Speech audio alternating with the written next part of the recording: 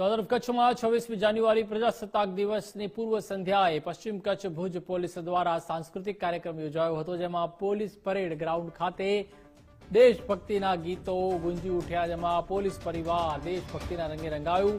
Police પરિવાર સહિતનાઓ ઉપસ્થિત રહ્યા હતા, જેમાં જલિયાવાલા બાગમાં થયેલ ઘટના મનસ્વી મકવાણા ગ્રુપ દ્વારા પ્રસ્તુત કરવામાં આવી.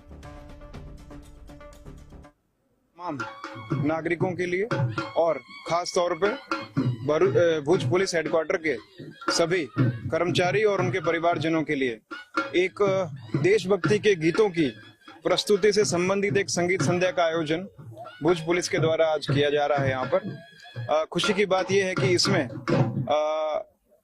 भुज के जो महत्वपूर्ण लोग हैं वो भी शिरकत कर रहे हैं और हमारे 71 के युद्ध में जिन बहनों ने अदम्य साहस का एक उदाहरण स्थापित किया था, खुशी की बात यह है कि वो भी आज अपना आशीर्वाद देने के लिए यहाँ उपस्थित हुए हैं. तो गणतंत्र दिवस की पूर्व संध्या पर इस तरह का एक आयोजन विशेष रूप से पुलिस परिवार के लिए और भुज की तमाम जनता के लिए किया गया है.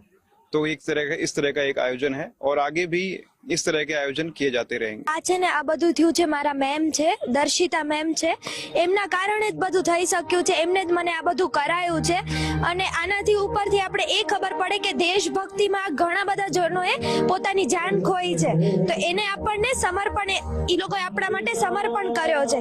તો એને જ એક ડિનોટ કરવા માટે એક નાનકડો સો એક્ટ કરવા ચાહું છું, પણ આ તો હજી બધું હું નથી દેખાડી શકતી. હજી તો એવી ઘણી વસ્તુઓ છે, પણ આ આટલું જ મેં એક્ટ તૈયાર કર્યું છે એ અમારા મેમ ના લીધે જ.